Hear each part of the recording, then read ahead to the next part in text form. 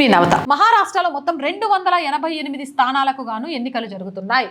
మొత్తం 288 అసెంబ్లీ స్థానాలు ఉన్నాయి మహారాష్ట్రకు సంబంధించి. ఇక్కడ బీజేపీ, శివసేనలోని షిండే వర్గం, ఎన్సీపీ అజిత్ పవార్ ఈ మూడు కలిపి మహాయూటీగా ఏర్పడితే కాంగ్రెస్, ఎన్సీపీ శరద్ పవార్ వర్గం, అలాగే శివసేన ఉద్ధవ్ వర్గం కలిసి మహా వికాస్ అఘడ్గా ఏర్పడ్డాయి. అయితే మహారాష్ట్రకు సంబంధించి బీజేపీ దూకుడు ప్రదర్శిస్తున్నట్టుగా, అలాగే క్లీన్ అంటే అత్యధిక ఓట్లను కూడా సంపాదించబోతున్నట్టుగా, సింగిల్ డిజిట్ పార్టీగా అవతరించబోతున్నట్టుగా కూడా ఈ సర్వే రిపోర్ట్స్లో అయితే వస్తున్నాయి. అయితే ఈ సర్వే రిపోర్ట్స్ ప్రకారం బీజేపీకి మొత్తం ఓట్ షేర్ 25.8%గా ఉంటే 95 నుంచి 105 సీట్లను గెలుచుకొని సింగిల్ లార్జెస్ట్ పార్టీగా అవతరించబోతుందట మహారాష్ట్రలో. అంతేకాదు ఈ మహాయూటీలో ఉన్న శివసేన షిండే వర్గం 14.2% ఓట్ షేర్ తోటి 19 నుంచి 24 సీట్లను కూడా సాధించే అవకాశం ఉన్నట్టుగా కనిపిస్తుంది. ఇక ఎన్సీపీ అజిత్ పవార్ వర్గం మహాయూటీకి సంబంధించి 10% ఓట్ షేర్ తోటి 7 నుంచి 12 సీట్లు సాధించే అవకాశం ఉన్నప్పటికీ మొత్తానికి సింగిల్ లార్జెస్ట్ పార్టీగా మహారాష్ట్రలో మళ్ళీ బీజేపీ అవతరించబోతోంది అంటూ సర్వే ఫలితాలు అయితే చెప్తున్నాయి. ఇక ఒకసారి కాంగ్రెస్ విషయానికి వస్తే కాంగ్రెస్ 18.6% ఓట్ షేరింగ్ తో 42 నుంచి 47 సీట్లకు పరిమితం కానున్నట్టుగా తెలుస్తోంది. అలాగే ఎన్సీపీ శరద్ పవార్ కి సంబంధించి మహా వికాస్ అఘడ్ ఈ కూటమిలోని 10% ఓట్ షేరింగ్ తో 23 నుంచి 28 సీట్లను సంపాదించుకునే అవకాశం ఉంది. శివసేన ఉద్ధవ్ వర్గానికి సంబంధించి 14 నుంచి 2% ఓట్లతోటి 26 నుంచి 31 సీట్లను గెలుచుకునే అవకాశం కనిపిస్తుంది. ఇవి మొత్తం కలిపినా కూడా బీజేపీకి వచ్చినన్ని సీట్లు మాత్రమే ఉన్నాయి. కాబట్టి ఈసారి బీజేపీ అక్కడ సింగిల్ లార్జెస్ట్ పార్టీగా అవతరించబోతుంది అనేది చాలా క్లియర్గా తెలుస్తోంది. ఇక ఇతరుల విషయానికి వస్తే 12.4% ఓట్ షేరింగ్తో 11 నుంచి 16 సీట్లు గెలుచుకునే అవకాశం ఉన్నట్టుగా కనిపిస్తోంది. అయితే మహారాష్ట్రలో బీజేపీ సింగిల్ డిజిట్ పార్టీగా అవతరించడానికి చాలా ముఖ్యమైన కారణం ఏంటి అనంటే అక్కడ సంక్షేమంపై దృష్టి పెట్టారు. మధ్యప్రదేశ్లో ఏదైతే బాగా హిట్ అయిందో లడ్లీ బెహన్ యోజన స్కీమ్, ఇది మహారాష్ట్రలో కూడా ఇంప్లిమెంట్ చేశారు.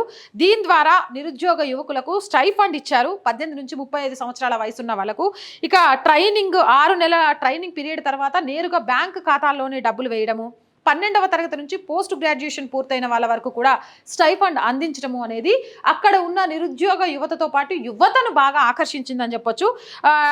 ఇది ఒకసారి చూసుకున్నట్లయితే ఇంటర్ పూర్తి అయిన వాళ్ళకు 6,000, ఐటీఐ డిప్లొమా చేసిన వాళ్ళకు 8,000, అలాగే పీజీ నుంచి డిగ్రీ చేసిన వాళ్ళకు 10,000 స్టైఫండ్ ఇస్తూ సంక్షేమ పథకాల మీద ఫోకస్ చేస్తూ మధ్యప్రదేశ్లో ఏదైతే సక్సెస్ అయిందో లల్లీ బెహనా యోజన అనే పథకం, ఇది మహారాష్ట్రలో ఇంప్లిమెంట్ చేయడము అనేది అక్కడ బీజేపీకి బాగా కలిసి వచ్చింది. బీజేపీ నేతృత్వంలో సింగిల్ డిజిట్ లార్జెస్ట్ పార్టీగా మహారాష్ట్రలో అవతరించడానికి కూడా కారణమైంది అని చెప్తున్నారు. ప్రజలు ఎప్పుడూ కూడా ఉచితాల కంటే సంక్షేమాలకే ఎక్కువ పెద్దపీట వేయాలి.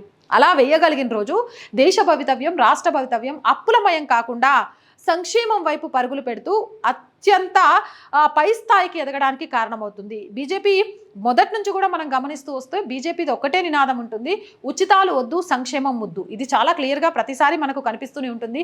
ఎన్నికలు వచ్చాయి కదా అని తాయిలాలు, ఎన్నికలు అయిపోయాయి కదా అని లేవు అనకుండా సంక్షేమం ఏ విధంగా అయితే ముందుకు తీసుకెళ్లొచ్చు, యువతలో ఉపాధి కల్పించే విధంగా శిక్షణా తరగతులు నిర్వహించి వాళ్ళకు లోన్స్ ఇప్పించడం ద్వారా వాళ్ళ కాళ్ళ మీద వాళ్ళు నిలబడుతూ ఇంకొంతమందికి ఎంప్లాయ్మెంట్ కలిగించే విధంగా శిక్షణలు ఇవ్వడం, ఇది మహారాష్ట్రలో బీజేపీకి చాలా కలిసి వచ్చిన అంశం. సర్వే రిపోర్ట్స్ ప్రకారం మహారాష్ట్రలో సింగిల్ లార్జెస్ట్ పార్టీగా బీజేపీ అవతరించబోతోంది. సో మహారాష్ట్రలో కూడా మళ్ళీ మహాయూటీ కూటమి అధికారంలోకి రాబోతున్నట్టుగా కూడా తెలుస్తోంది. మరి మీరేమంటారు? మ్యాట్రిక్స్ సర్వే రిపోర్ట్తో ఎంతవరకు ఏకీభవిస్తారు? కామెంట్ సెక్షన్లో పెట్టేయండి. మోర్ వీడియోస్ కోసం ఇట్స్ మీ నవత ఛానల్ని వెంటనే సబ్స్క్రైబ్ చేయండి. జాతీయవాదాన్ని, సనాతన ధర్మాన్ని జనాల్లోకి తీసుకువెళ్ళాలి అనుకుంటూ ఆర్ వాయిస్తో పాటు ఆల్టర్నేట్గా మనం స్టార్ట్ చేసిన ఛానలే it's me Navata. Or voice మన ఛానలే, ఇట్స్ మీ నవత మన ఛానలే. ఎందుకంటే చాలామంది కామెంట్స్ పెడుతున్నారు, అక్క ఆర్ వాయిస్ ఉంది కదా మళ్ళీ ఇది మీదేనా వేరే వాళ్ళదా అని. కాదు, ఇవి రెండు మన ఛానల్లే. ప్రతి ఛానల్ని సబ్స్క్రైబ్ చేయండి, సపోర్ట్గా నిలవండి, ప్రతి వీడియోని లైక్ చేయండి, షేర్ చేయండి. ఒక్కరితో మొదలైన ఈ వ్యవస్థ ఈరోజు 2 ఛానళ్లతో అడుగులు ముందుకేస్తుందంటే మీ అందరి ఆదరాభిమానాలే కారణం. అలాగే ఆదరించండి, అభిమానించండి, ఎప్పుడు సపోర్ట్గా నిలవండి. చూసిన ప్రతి ఒక్కరూ సబ్స్క్రైబ్ చేయండి. ఇంకా మనం ఇట్స్ మీ నవత ఛానల్ నుంచి ఎలాంటి వీడియోస్ చూడాలి అనుకుంటున్నారు అనే దానికి సంబంధించి కామెంట్ సెక్షన్లో తెలియజేయండి. జై భారత్.